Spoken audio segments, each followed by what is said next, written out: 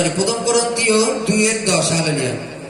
কারণ আমাদের কাছে ঈশ্বর তার আত্মা দ্বারা তা প্রকাশ করিয়াছেন, কেননা আত্মা সকলই অনুসন্ধান করেন, ঈশ্বরের গভীর বিষয়ে সকল অনুসন্ধান করেন। কারণ মনুষ্যের বিষয়গুলি মনুষ্যের মধ্যে কে জানে? কেবল মনুষ্যের অন্তরস্থ আত্মা জানে। তেমনি ঈশ্বরের বিষয়গুলি কে জানে? কেবল ঈশ্বরের আত্মা জানে। Hallelujah, hallelujah, hallelujah. মনুষ্যের আত্মা আর ঈশ্বরের আত্মা দুটো দুই রকম, জানো? হালেলুয়া। বাইবেলে লেখা আছে যে আমরা যখন ঈশ্বরের সন্তান হয়েছি, ঈশ্বরের আত্মার সাথে আমাদের একটা সংযুক্ত লিঙ্ক হয়ে গেছে। হালেলুয়া। ঈশ্বর তার পবিত্র আত্মা আমাদের দিয়েছেন, আর যদি ঈশ্বরের আত্মা আমাদের মধ্যে থাকে তাহলে আমরা ঈশ্বরের নিগুড় তত্ত্বকে জানতে পারবো। হালেলুয়া। ঈশ্বরের নিগুড় তত্ত্বটা কি? হালেলুয়া। যেমন উদাহরণস্বরূপ বলি, মনে করো বাইবেলে এখানে লেখা আছে যে মনুষ্যের ভাবনা মনুষ্যের অন্তঃকরণই জানে। জানো, যখন কোন চোর পুলিশকে ধরতে যায়, ধরার আগে পুলিশ চোরের ভাবনাটাকে তার বেড়ে নেয়, যে আমি যদি চোরতাম তাহলে কোন জায়গা দিয়ে পালাতাম। ঠিক পুলিশ সেই জায়গাতে যায়। সিস্টেমটাই এটা। তার জায়গায় বসে বিচার করে। কোন এক জায়গায় এসছে, সে মনে করে একটা সোনার দোকান চুরি হয়েছে, পুলিশ সেই খানিকক্ষণ ঠিক ওই জায়গাটা দাঁড়িয়ে ভাবে যে আমি যদি চুরি করতাম আমি কোন জায়গা দিয়ে পালাতাম, কোনটা নিরাপদ রাস্তা, কোন জায়গা দিয়ে গেলে আগে ট্রেনে উঠতে পারতাম, কোন জায়গা দিয়ে গেলে আগে বাসে উঠতে পারতাম, কোন জায়গায় গিয়ে আমি আমার ড্রেসটা চেঞ্জ করতে পারি। তারপরে কিন্তু চোর ধরে তারা। জানো, বাইবেলের কাছে মনুষ্যের ভাবনাগুলো মনুষ্যের অন্তঃকরণ জানে। হালেলুয়া। কিন্তু ঈশ্বরের ভাবনা কে জানে? ঈশ্বরের আত্মা জানে। আর তিনি আমাদের ঈশ্বরের পবিত্র আত্মা দিয়েছেন, ফলে ঈশ্বরের নিগুড় তত্ত্ব জানবার অধিকার আমাদের আছে। হালেলুয়া। যদি আমরা দেখি ঈশ্বরের নিগুড় তত্ত্ব কি। হালেলুয়া। আজকে আমরা এখানে যতজন বসে আছি, আজকে তিনি যদি আহ্বান না করতেন আমরা কেউ এখানে বসতে পারতাম না। তিনি যদি আহ্বান না করতেন আমরা কেউ এখানে সুস্থ সবল হয়ে বসতে পারতাম না। তিনি যদি আহ্বান না করতেন আমরা মনোযোগ দিয়ে সুসমাচার শুনতে পারতাম না। হালেলুয়া। এবার তার ইচ্ছা কি? আজকে কেন তোমরা এখানে এসছো? হালেলুয়া। কেন তোমরা এসছো? আমরা জানি জগতে 3-4 রকম হাসি আছে। কেউ বুঝে আসে, কেউ না বুঝে আসে, কেউ দেখে আসে। হালেলুয়া। তাই তো নাকি? আজকে ঈশ্বরের কাছে আসার আমাদের প্রত্যেকের এক একটা উদ্দেশ্য আছে। হালেলুয়া। কিন্তু ঈশ্বর আহ্বান করেছেন এক একজনকে এক এক রকম উদ্দেশ্যে। ঈশ্বর এক একজনকে এক এক রকম উদ্দেশ্যে আহ্বান করেছেন। কেউ দেখে মন পরিবর্তন করে, দেখে যে ওর জীবনে যদি মিরাক্কেল হয়েছে তাহলে আমার জীবনে কেন হবে না? ওর জীবনে যদি হতে পারে কেন আমার জীবনে এটা হবে না? ও যদি পুরোপুরি সুস্থ হতে পারে কেন আমি সুস্থ হতে পারবো না? হালেলুয়া। আর কেউ কেউ মনে করে রোগ ব্যাধি সমস্যা নিয়ে আসে, আর কেউ কেউ ঈশ্বর তাকে নিয়ে আসেন তার রাজ্যের জন্য।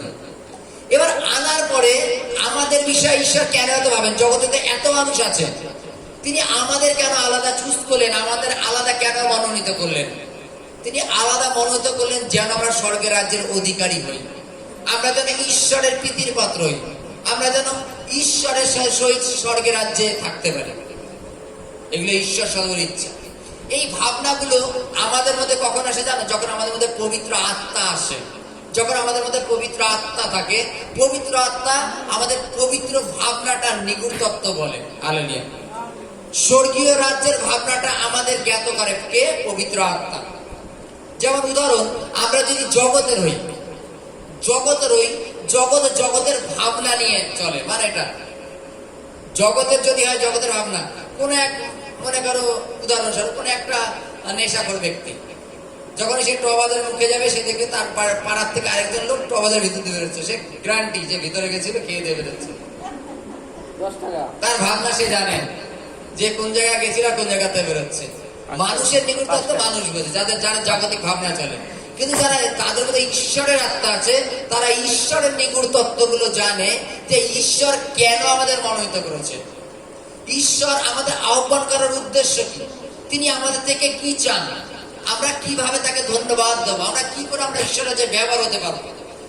যেমন উদাহরণস্বরূপ মনে করো কোনো এক ব্যক্তি বাড়ির থেকে কোথাও বেড়াতে যাবে বা ঘুরতে যাবে, প্রভুর ব্যক্তি মানে যে প্রভুকে মানে বিশ্বাস করে, সে কোন এক ব্যক্তি মনে করো উদাহরণ বাসটা যায় মনে করো সকাল 7টার সময়, সে কোনো কারণবশত বাড়িতে লেট হয়ে যাওয়ার জন্য সে সেখানে 7:30টার সময় গিয়ে পৌঁছেছে এবং সে গিয়ে দেখছে বাসটা বেরিয়ে গেছে। সে যদি প্রভুর ব্যক্তি হয়, সে ওখানে দাঁড়িয়ে বলবে, ঈশ্বর তোমার ধন্যবাদ, তোমার ইচ্ছা সিদ্ধি হোক। আমি যে যেতে পারিনি তার জন্য আমি ক্রোধিত নই, আমি রাগী নই, আমি রেগে যাইনি, আমি রাগ দেখাচ্ছি না। ঈশ্বর তোমাকে ধন্যবাদ জানাই যে তোমার ইচ্ছা আমার জীবনে সিদ্ধি হোক, এবং সে রিটার্ন করবে। কিন্তু সে যদি প্রভুর লোক না হয়, সে তো ওখানে অনেক কিছু হয়তো হইতই বাজায় দেবে নাকি। এবং সেই ব্যক্তি দেখা যাচ্ছে যে যখন বাড়ি চলে আসে তখন শোনে সে বাসটা রাস্তায় কোনো এক জায়গায় গিয়ে ফেসে গেছে বা অ্যাক্সিডেন্ট হয়ে গেছে। সে ব্যক্তি ঈশ্বরকে জানে বলে কিন্তু সে ঈশ্বরকে ধন্যবাদ দিয়ে রিটার্ন চলে এসেছে যে ঈশ্বর তোমাকে ধন্যবাদ জানাই যে তুমি আমাকে নিয়ে যাওনি। এই সমস্ত ঈশ্বরের নিগুড় তত্ত্বের বিষয় কে জানে? ঈশ্বরের আত্মা জানে। ঈশ্বরের নিগুড় তত্ত্বের বিষয়গুলো কে জানে? ঈশ্বরের আত্মা জানে। কখনো মনে করো তুমি কোনো একটা ডাক্তারখানায় গেছো, গিয়ে তুমি হয়তো বসে আছো, ডাক্তার হয়তো এখনো আসেনি, কোনো কারণবশত তুমি বসে আছো, তোমার পাশে হয়তো কোনো এক পেশেন্ট এসে বসলো, সে তার শারীরিক অসুবিধাটাকে বলছে, তোমাকে শেয়ার করছে। হালেলুয়া। ওই মুহূর্তে যখন তুমি প্রভুর সন্তান আছো, তখন তুমি ভাবো যে ঈশ্বর একে কেন আমার পাশে এতক্ষণ বসে রাখছেন। তাহলে ঈশ্বরের সুসমাচার একটুখানি শেয়ার করা যায় নাকি? ততক্ষণ এই ভাবনাটা কখন আসবে তোমার মধ্যে জানো? যখন তোমার মধ্যে পবিত্র আত্মা থাকবে।